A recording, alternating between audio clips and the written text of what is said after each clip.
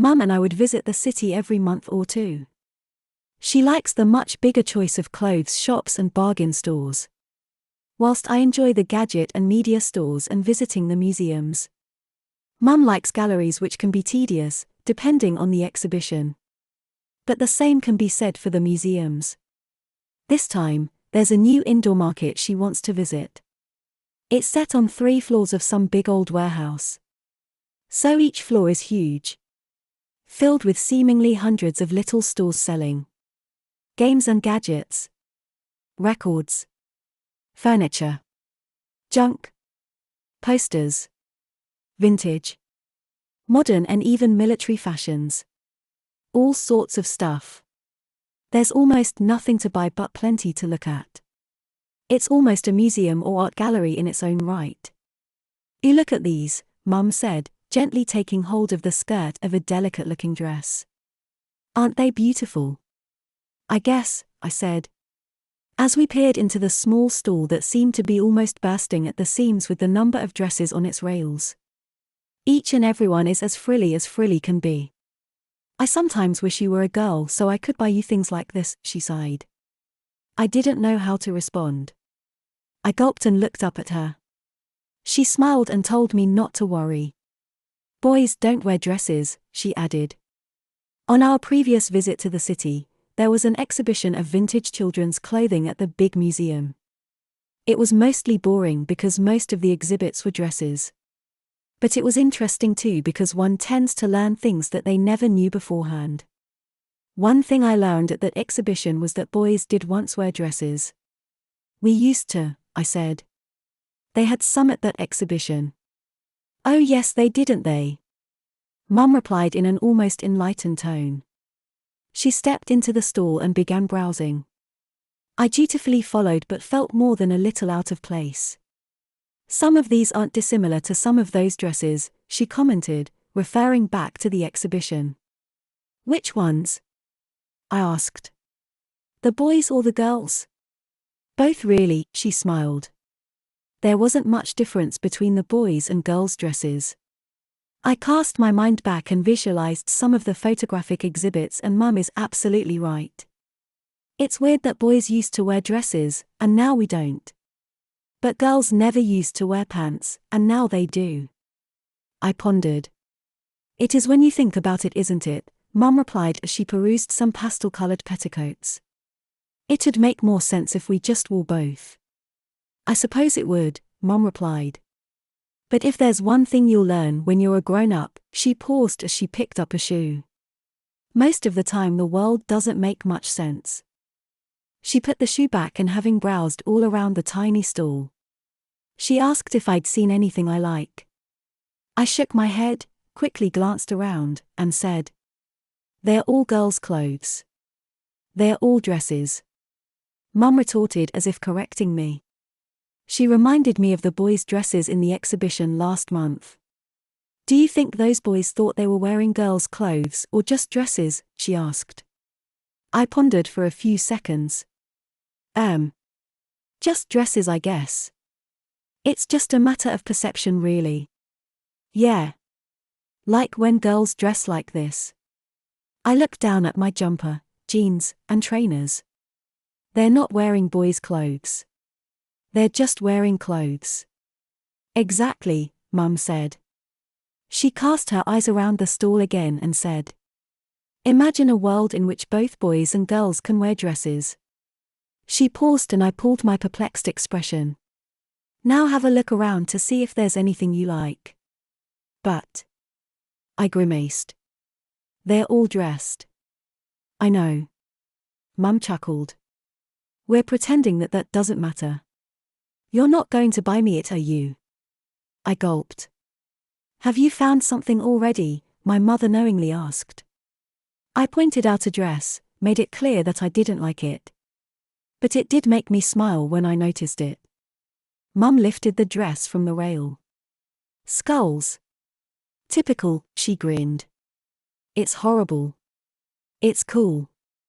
"I was thinking you might have seen something on that rail," Mum said as she put the dress back. "Why?" I asked.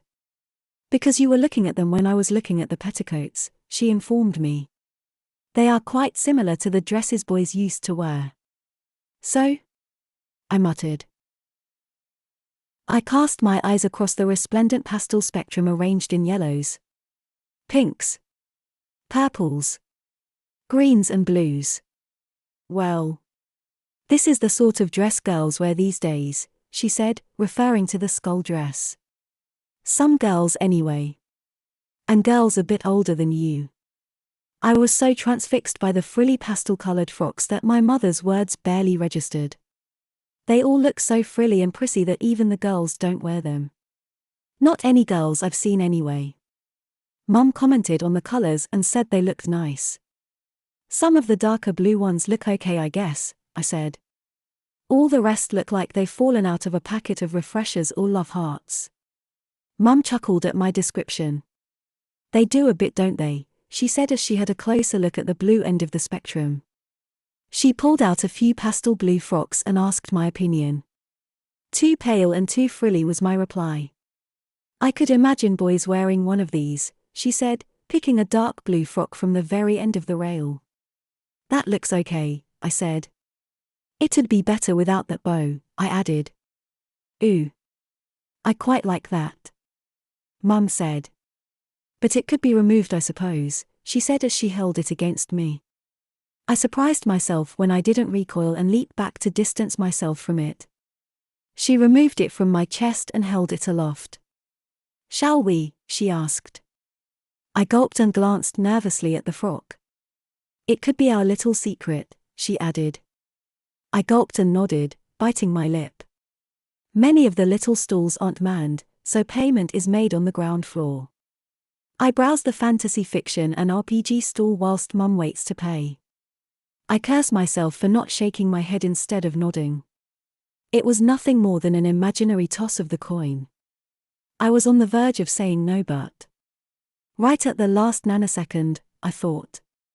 Maybe I won't be asked again, so I nodded. You were a long time, I said when Mum finally came and met me. Sorry. There wasn't much of a queue, but they weren't exactly serving anyone very quickly, she said. I glanced nervously at the new bag in her hand. Shall we go? She asked. I nodded. I knew I was being unusually quiet as we strolled past the windows on this busy shopping street. I sensed that my mother was waiting for me to say something, which made me all the more reluctant to break the silence. After a few minutes, Mum said, I can't believe we just did that. I couldn't either. However, I still couldn't think of anything to say. We glanced at each other. I didn't come with the intention of buying you a dress today. It just sort of happened, she said. Our eyes met again, briefly. You don't mind, do you? I don't know, I said. Do I have to wear it? Well, it seems a bit silly if you don't, she said. But I won't tell anyone. And we can hide it in my room if you prefer. I think that's a good idea, I replied, almost grimacing. Dunno what my friends would say if they saw it in my room. We strolled in silence for a little while longer until Mum said, I suppose you'll be needing shoes too. What kind of shoes? I hesitantly asked. Well, deck shoes would look nice with it, she replied. Navy blue or white ones, she added. As would a nice pair of Mary Janes.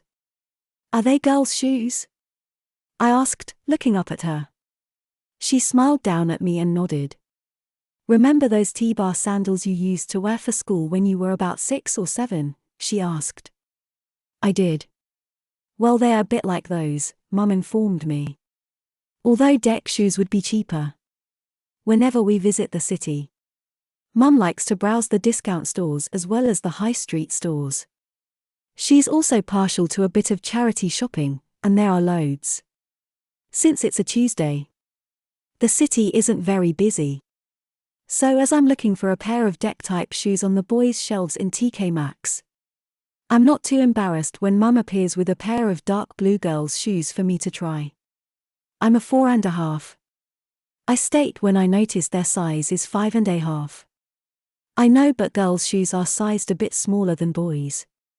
So these should be about right, Mum says. I glance around before discreetly pushing my feet into them. I don't fasten the buckles, but I do stand. How do they feel? I don't like the heel. It's tiny, Mum claimed. Do they fit okay? They're a bit tight. A bit tight or very tight? A bit. On the toe and heel or on the sides? I flexed my foot and wiggled my toes as best I could. A bit of both, I guess. Mum said as I sat and she crouched. The shoes were removed and Mum asked, "What do you think?" "I think I'd prefer deck shoes." "Did you find any?" she asked. I shook my head. "Well, these will do, I suppose." They were a bit tight, I claimed as I pulled my trainers back on. "I think they'll be okay," Mum supposed. I browsed the toys and games whilst Mum queued for the tills. The drive from the city back to our village takes about an hour and a quarter. I spent every moment having second thoughts about saying yes to the dress. And the shoes? Although technically I didn't say yes to those. Mum just bought them for me. When we arrived home, Mum wasted no time unpacking my dress and asked me if I wanted to try it. "Well, not really, but I guess I'll have to," I sheepishly reply. "I got these too whilst you were in that role-playing shop," she said. "Tights?" I gulped. "Well, it was either these or white knee socks," Mum said. And given the time of year, I figured tights would be better. With help and encouragement from my mother, I was soon wearing the navy blue sailor dress, the white tights and my new shoes. The buckles were really fiddly, so Mum fastened them for me. Then she stood me up to have a look. "Does it feel as bad as you'd imagined?" she asked. "It's okay, I guess," I timidly replied. "These tights feel weird though." "And the shoes, do they fit better now?" Mum asked. I wiggled my toes and flexed my feet and nodded. I had a feeling they would. After a short silence in which my mother smiled down on me and I looked down at myself, Mum asked if I wanted to keep it on for a while. "Or are you desperate to take it off?" "Now I'll keep it on for a bit, if that's okay," I said. "Of course it's okay." Mum grinned. "Come on, let's watch TV." I spent the entire evening wearing the dress. And about 4 or 5 days later, I wore it again.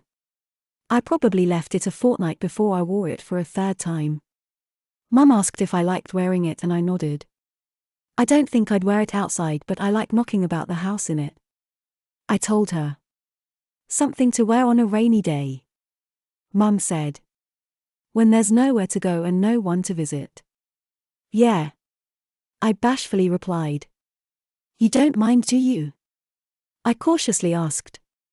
"I wouldn't have bought it if I did," Mum told me. "In fact, I'm glad you like wearing it. It'd have been a bit of a waste if you only tried it once." My nautical dress did become a bit of a regular rainy day outfit. Mum bought me some new tights after I accidentally laddered my first pair. All of a sudden I had a choice between woolly white tights and navy blue school tights. Mum had also found the book that accompanied the exhibition of children's Victorian clothing we'd visited. There in its pages is a chapter all about the days when it was normal for boys to wear dresses. I learned that for boys my age, their dresses were only worn for special occasions rather than daily. Younger boys, up to the age of 5 or even 7 years old, apparently wore dresses all the time. I often found myself flicking through it, paying more attention to the pictures than the words, baffled by just how girly some of the boys' frocks are. But I guess in them days they probably didn't consider them girly. Just nice or ornate. Possibly even pretty. No matter how many times I look at these 2 pages, I find it difficult to believe that there's only one girl in all of those photographs. At some point or another, I've imagined being each and every one of those boys. One afternoon a month or so later, I sauntered home through an April shower with one thing on my mind. Getting home. Warming up under the shower. And wearing my cozy frocks and thick woolly tights for the rest of the evening. I was drenched by the time I arrived, and predictably, Mum told me that I looked like a drowned rat. She placed a large bag on the kitchen table and said, "I bought you something." "What is it?" I asked as she slid the bag towards me.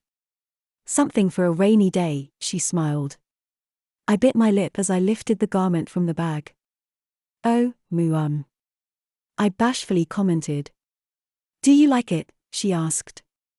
"I know it's a bit of a step up from your sailor dress, but..." She paused as my jaw slowly dropped. "And now spring's just around the corner. I thought it would be nice to have a new one," she added. I was kinda gobsmacked. I really wasn't expecting it.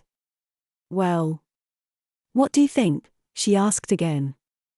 "It's not too girly, is it?" It'd be better without those bows."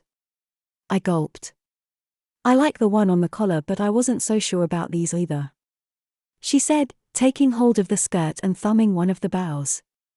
"Thinking about it, I never did get round to taking the bow off your sailor dress." "I know," I said. "Although I have got used to it being there." "I got you a little something else too," she said, dipping her hand deep into the bag and removing a small carrier bag. Again I asked what it was, expecting socks or tights. "Well, you might not want them," she said as I took it from her. "But it doesn't seem right somehow. Not having anything nice to wear underneath." I peered inside the bag before dipping my hand inside. I removed and unfolded a pair of knickers and a matching training bra. White, trimmed with frilly red lace and decorated with a cherry pattern.